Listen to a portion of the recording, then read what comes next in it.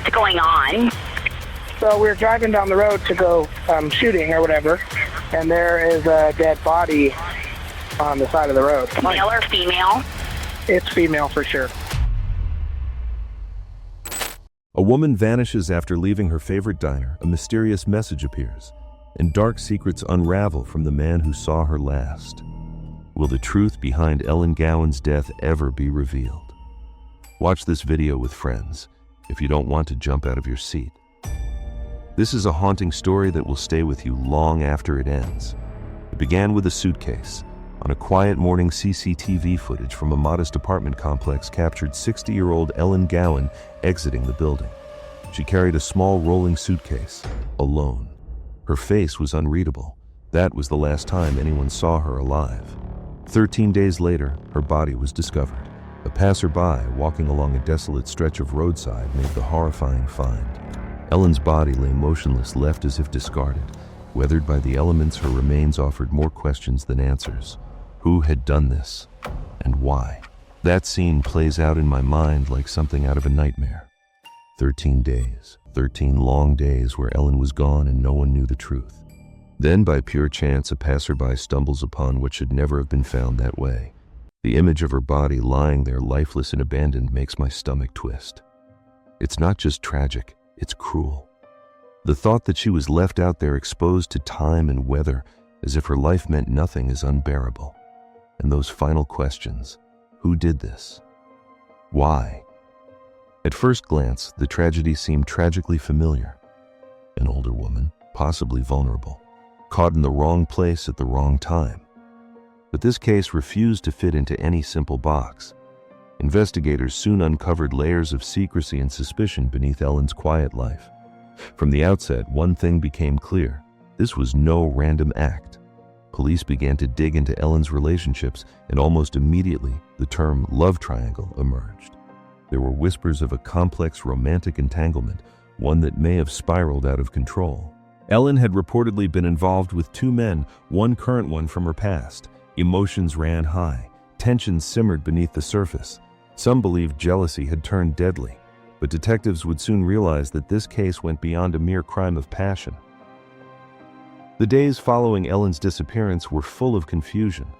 Her phone went silent. Her social media remained untouched. Friends assumed she had left town, maybe visiting someone, maybe needing space. It wasn't until nearly 2 weeks later that the brutal reality came into focus. The suitcase she carried that morning had never left the city. Theories spiraled. Had she been coerced into leaving? Was she meeting someone she trusted? The camera footage became vital.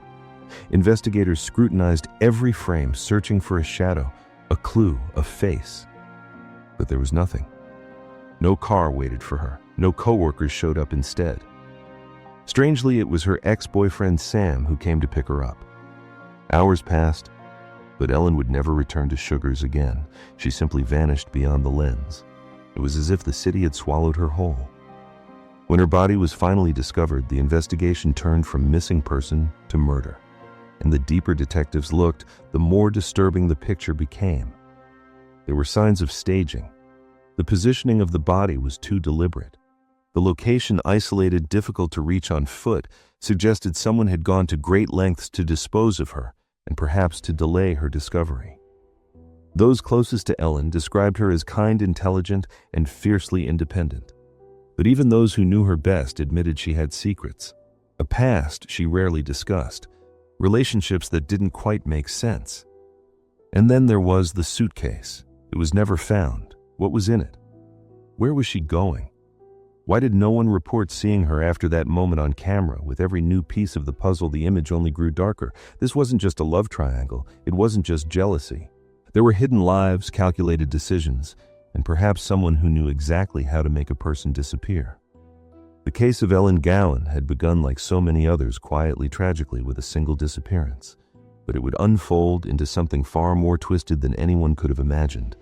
And as the investigation pressed forward, one question echoed louder than the rest. Who really wanted Ellen gone? February 13th, 2023. The day started like any other for Ellen Gowan.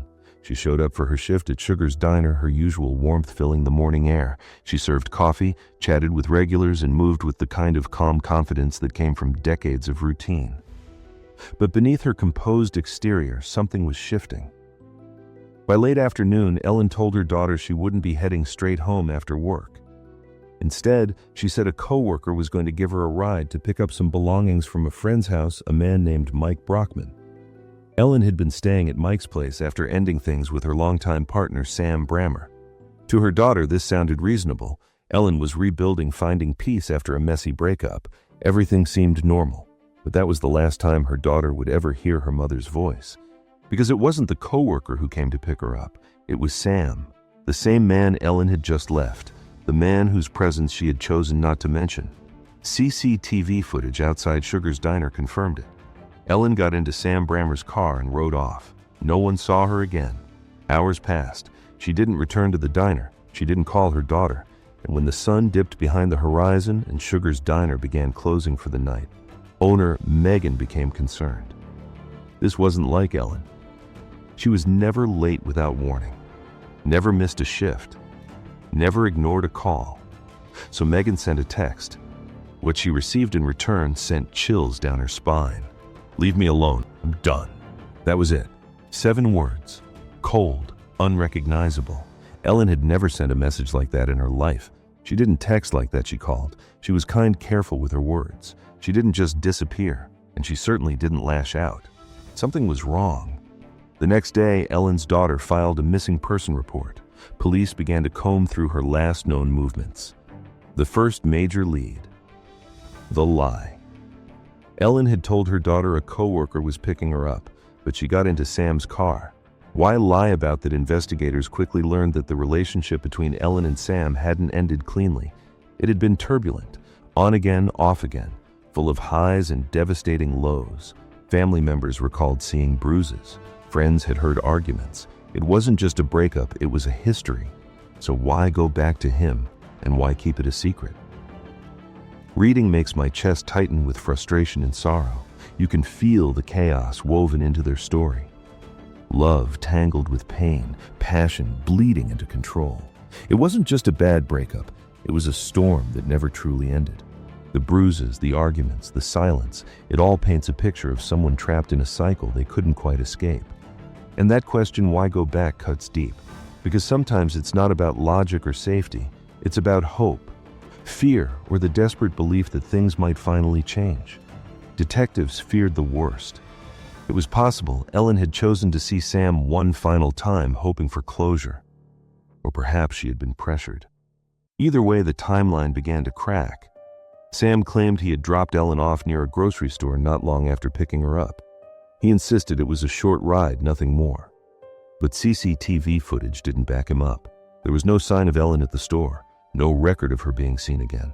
In fact, after she entered Sam's vehicle, she seemingly vanished from the world. That text to Megan police believed it hadn't come from Ellen at all. They retrieved phone records and analyzed metadata. The message had been sent at an odd time late in the evening when Ellen rarely used her phone. And it was short, uncharacteristic. Not only that, but there were no calls, no replies, no follow-ups. Just silence. Detectives now considered the possibility that someone else had sent the message to cover their tracks. As the investigation escalated, so did the pressure on Sam Brammer. He denied everything. He said he had nothing to hide. But the lies had already begun to unravel. And with every passing day, the hope of finding Ellen alive grew dimmer. The diner was quiet. Her home remained untouched. Her daughter left voicemails she knew would never be answered. And that suitcase, the one Ellen had supposedly brought with her, it was never found.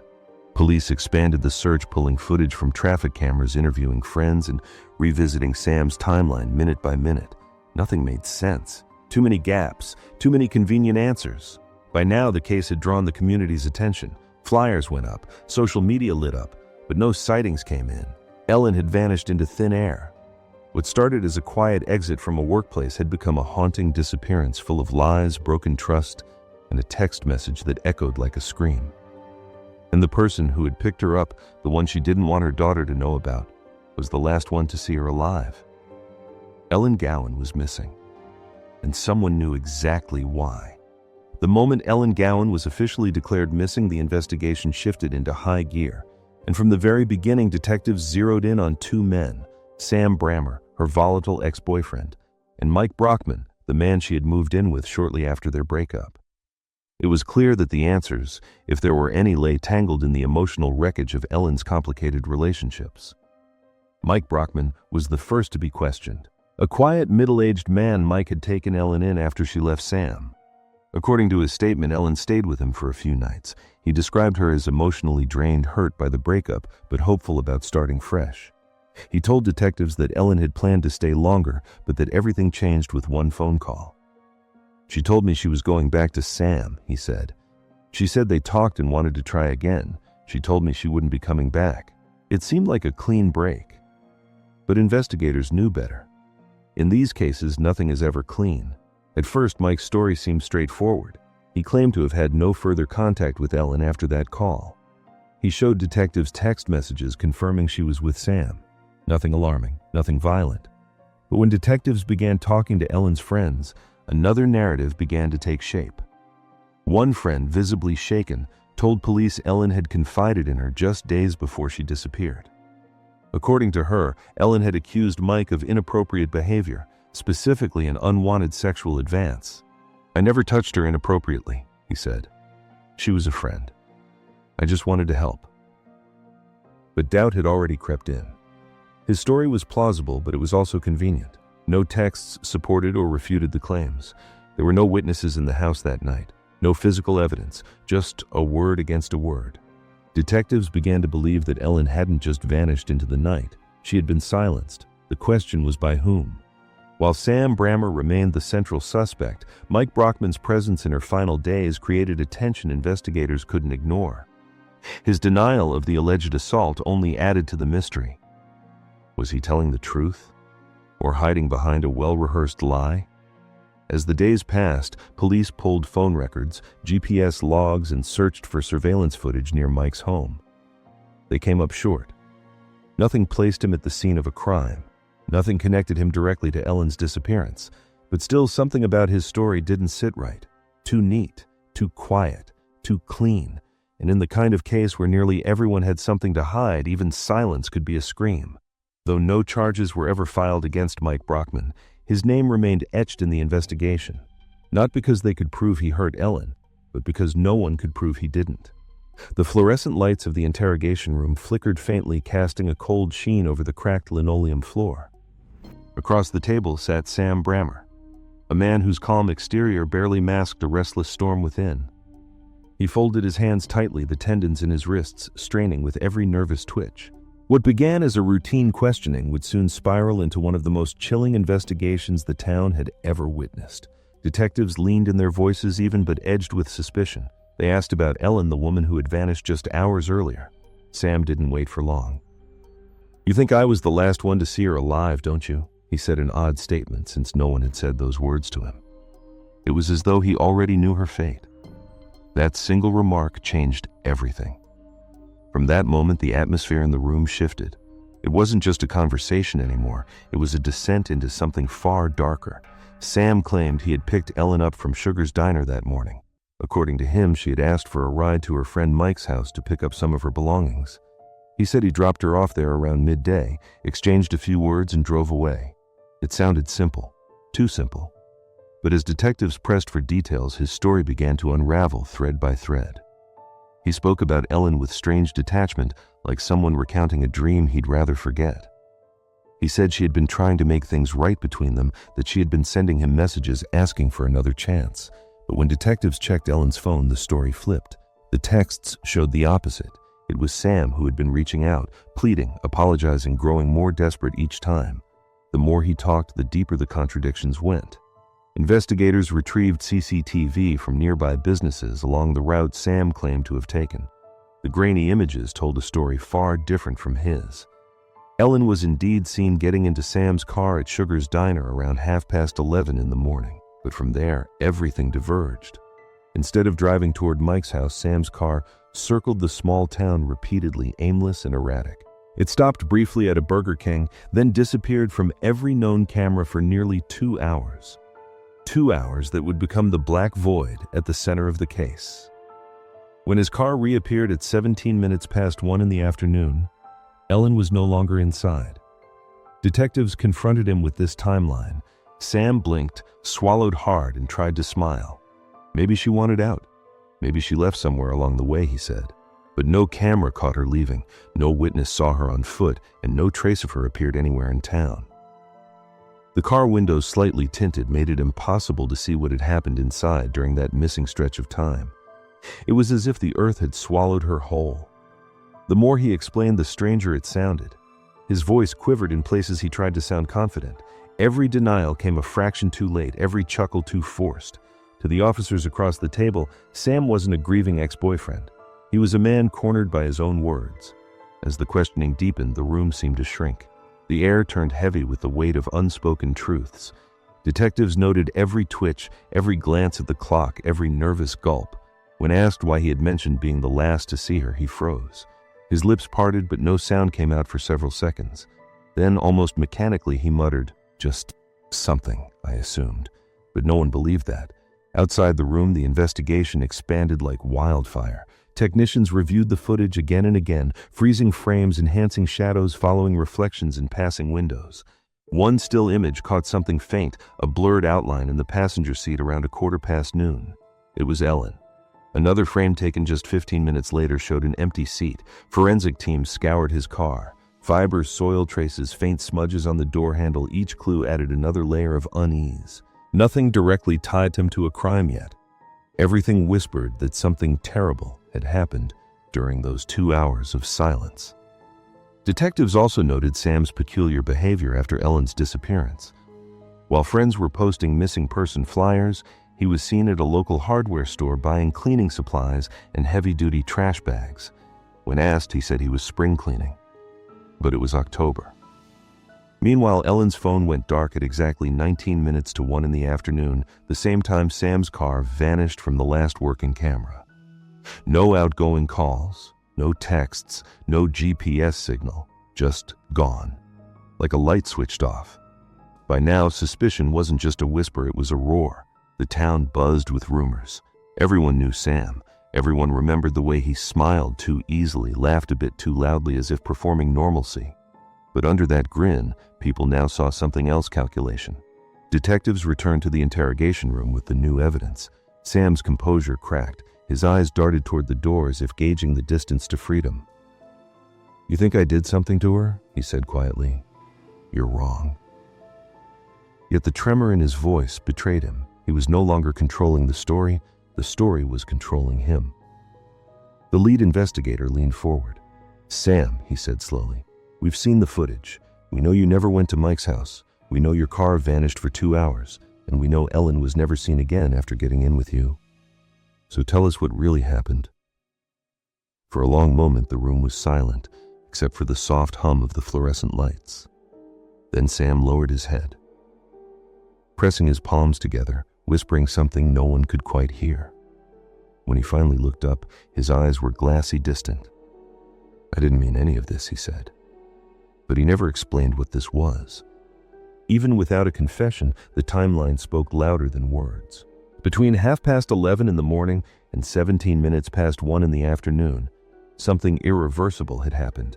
Ellen vanished from every trace of existence, and the only person who could explain it sat trembling in that metal chair. As night fell outside, the detectives exchanged glances. They had no body, no weapon, no direct proof, only a mountain of contradictions, and a man whose story had collapsed under its own weight. Yet deep down, everyone in that room knew Ellen's disappearance was no accident. Police continued searching fields, rivers, abandoned sheds, anywhere he might have gone. But with every passing day, the trail grew colder. Sam, meanwhile, maintained his innocence, repeating the same story as if rehearsing lines from a script. Yet his words carried no conviction, only exhaustion. The interrogation of Sam Brammer didn't end with answers. It ended with more questions, each more unsettling than the last. The footage, the lies, the missing time, all pointed to a truth too dark to fully comprehend. In the days following his interrogation, Sam Brammer remained a free man. Police didn't have enough direct evidence to hold him, But in the court of public opinion and in the hearts of Ellen Gowan's loved ones, he was guilty. Especially in the eyes of her son, Jack.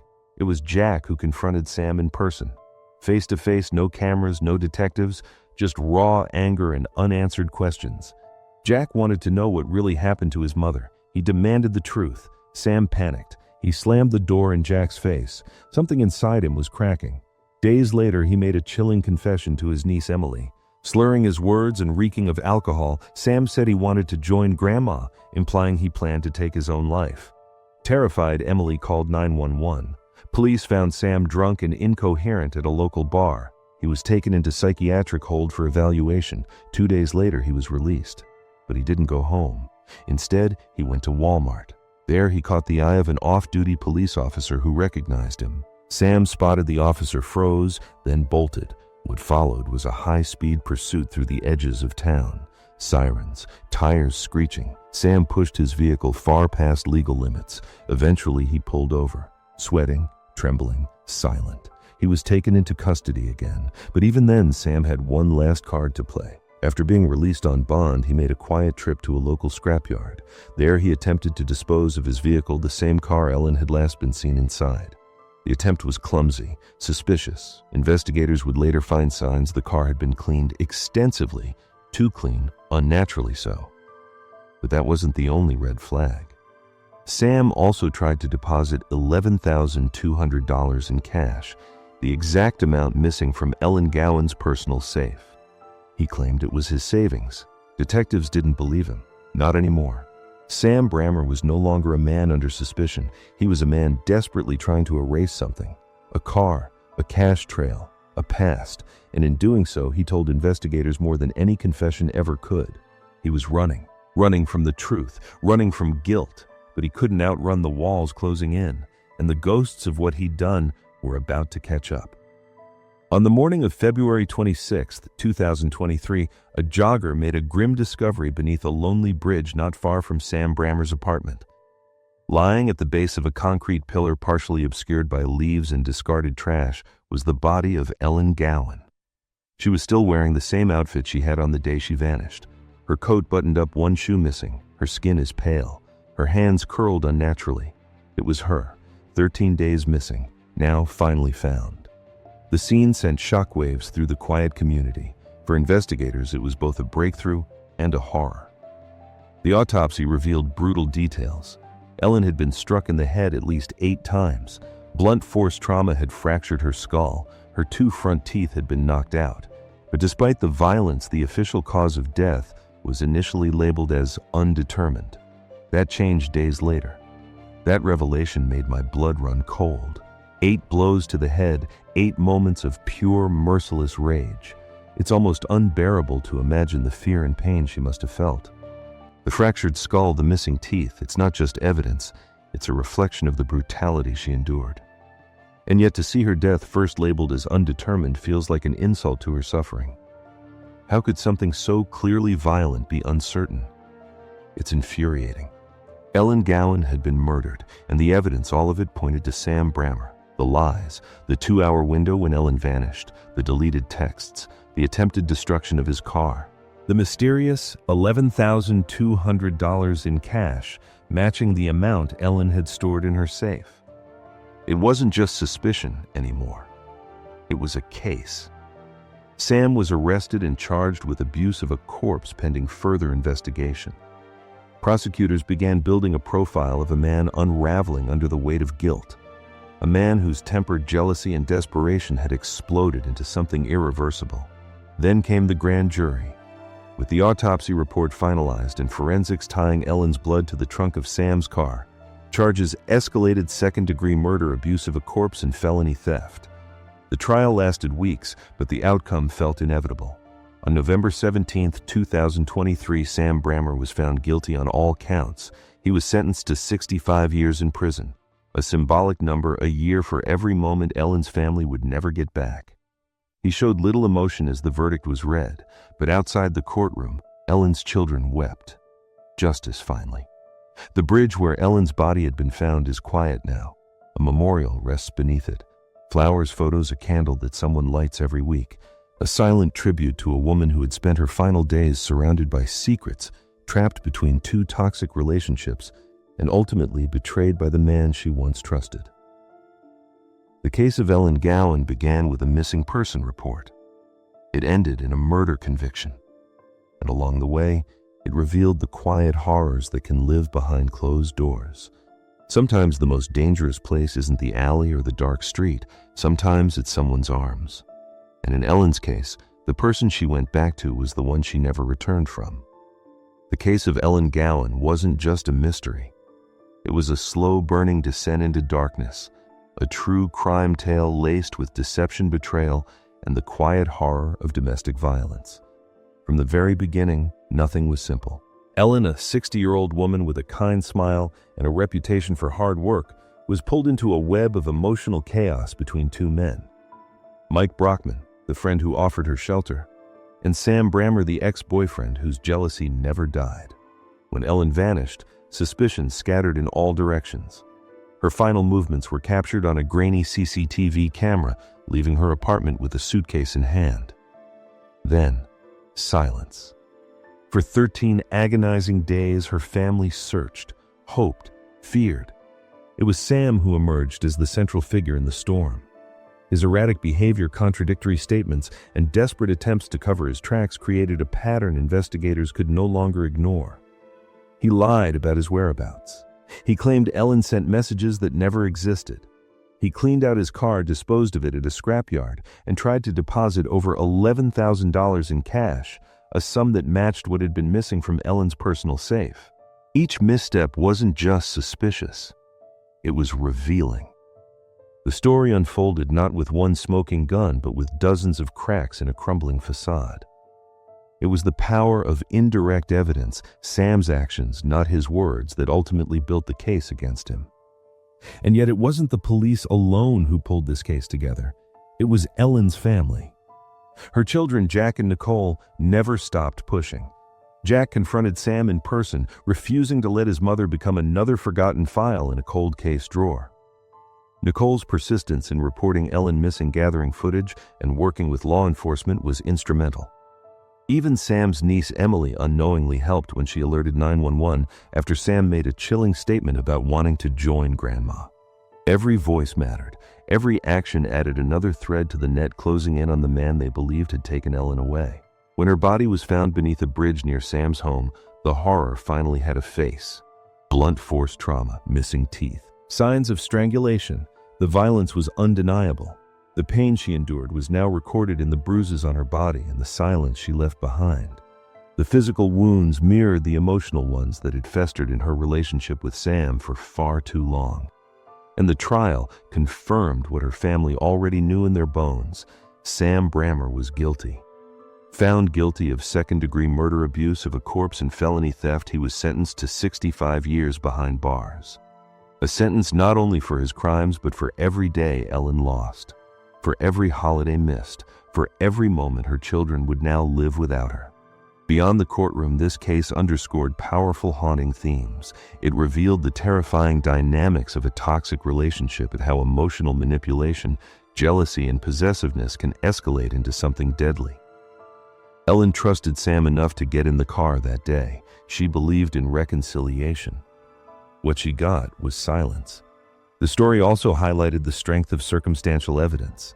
In the absence of a confession or clear eyewitness, it was the mosaic of Sam's behavior that spoke the loudest. The lies, the escape attempt, the destroyed car, the stolen money. No single detail broke the case open, but together they painted a damning picture. Then there was the community. Ellen's co-workers at Sugar's Diner noticed her sudden disappearance. Her boss, Megan, reached out. Her children refused to give up. Even the off-duty officer who spotted Sam at Walmart played a role.